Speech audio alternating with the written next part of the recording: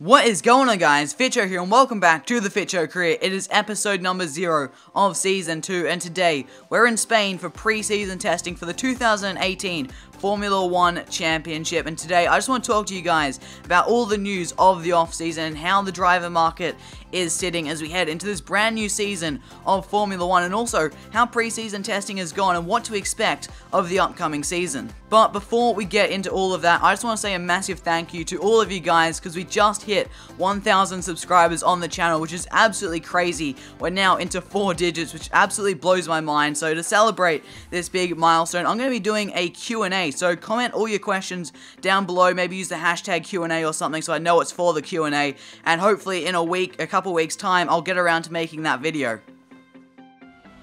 After a difficult 2017, Red Bull has emerged as the championship favourite in 2018 after some substantial upgrades to the Renault engine. Daniel Ricciardo topped the timesheets in pre-season testing and is the bookies' favourite as we head into the new season, but his teammate teenage superstar Max Verstappen wasn't far behind him. The biggest shock of the off-season was that after winning the championship double for the 4th consecutive season, Mercedes announced they'll be leaving Formula 1 effective immediately. In the aftermath of this shock announcement, reigning world champion Lewis Hamilton announced his retirement from Formula 1, stating that after the success he achieved with Mercedes, he doesn't want to drive for anyone else and would rather hang up the gloves to focus on other aspects of life. The Brackley team has since been bought out by Formula 1 legend Sir Jackie Stewart along with other investors. The team has been rebranded and returned to how it started out life in 1968, Tyrrell Racing, the team famous for the 6-wheeled car, and the team Sir Jackie Stewart won 3 world championships with in 1969, 1971 and 1973. As a part of the buyout, Tyrrell will continue to run Mercedes engines for the 2018 season. The team will also be running a brand new driver lineup of Carlos Sainz Jr. and Sergio Perez. After 3 strong years with Red Bull's junior team Toro Rosso, Sainz has broken free of their junior program because Red Bull couldn't offer the Spaniard a top seat for the 2018 season. Alongside Sainz is the very impressive Sergio Perez. Since his difficult 2013 season with McLaren, the Mexican has spent 4 years with midfield team Force India, where he scored 4 podiums. The Checo-Sainz pairing looks to be one of the most exciting on the grid, especially considering that Tyrrell looks to be a championship contender. Ferrari fell just short of the title in 2017 and have come back hungrier than ever in 2018. However, it seems they've been outdeveloped by Red Bull over the winter and have slipped to the 3rd quickest team. But the margin between the Scuderia and the top 2 teams is so small that some inspired drives from 4-time world champion Sebastian Vettel could definitely put them in championship contention. On the other side of the Ferrari garage, there has been some big changes. The Iceman Kimi Raikkonen has retired from Formula 1 for the 2nd time, and in a very un-Ferrari move, he has been replaced by a rookie, 2-time GP2 runner-up and Ferrari Jr. Antonio Giovinazzi, will be making the huge leap into the most prestigious team in Formula 1. This will be the first time an Italian has raced for Ferrari since Fisichella debuted for Massa in 2009, and the first time an Italian has raced full-time for the Scuderia since Ivan Capelli in 1992.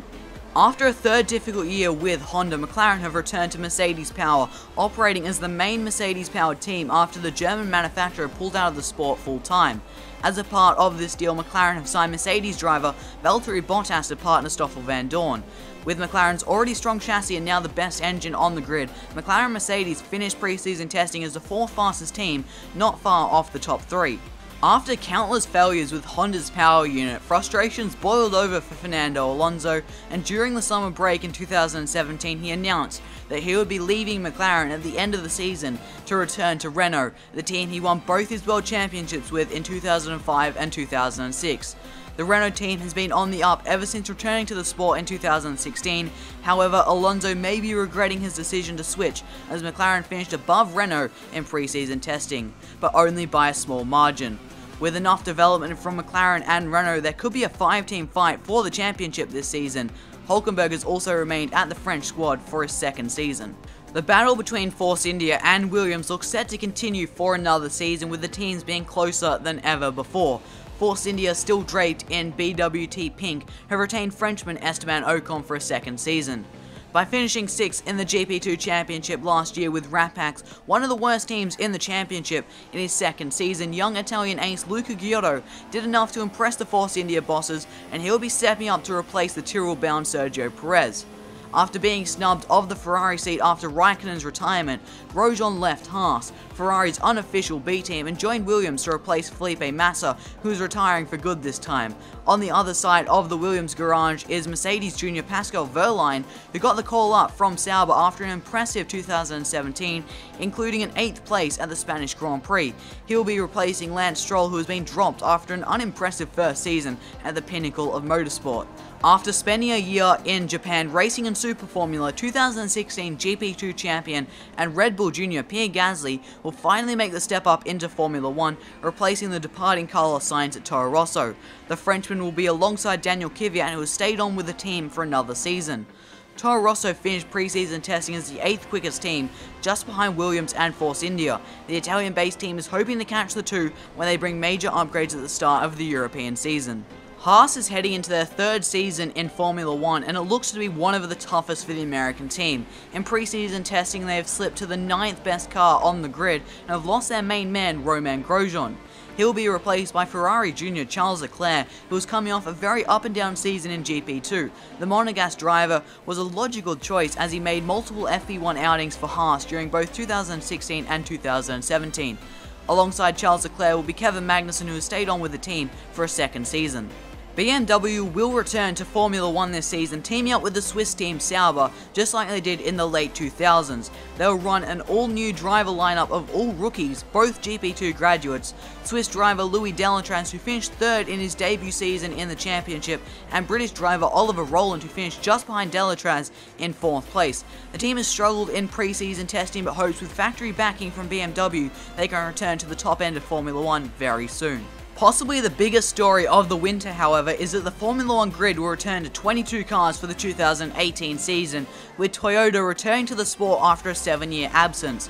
Driving for the team is ex-Formula 1 driver Kamui Kobayashi, who has moved over from the Toyota WEC program to help develop the car.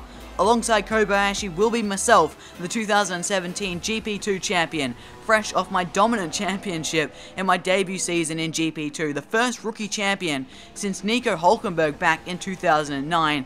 In preseason testing, the car has been the slowest on track, but with Toyota and Kamui, I'm confident that we can develop this into a very competitive race car. So the season will start next weekend with the Australian Grand Prix, my home Grand Prix, so no pressure straight off the bat. My debut and my home Grand Prix all at the same time, and Toyota's first race back in Formula 1, no pressure at all. But right now, I'll put the calendar on your screens. We've got a 13 race calendar, and this series is going to be weekly every single Sunday at 7 PM my time every single Sunday, so that's Australian Eastern Standard Time. So if you're on the Australian East Coast, 7 PM on Sunday night. If you're from England, it'll be at 10 AM on a Sunday morning.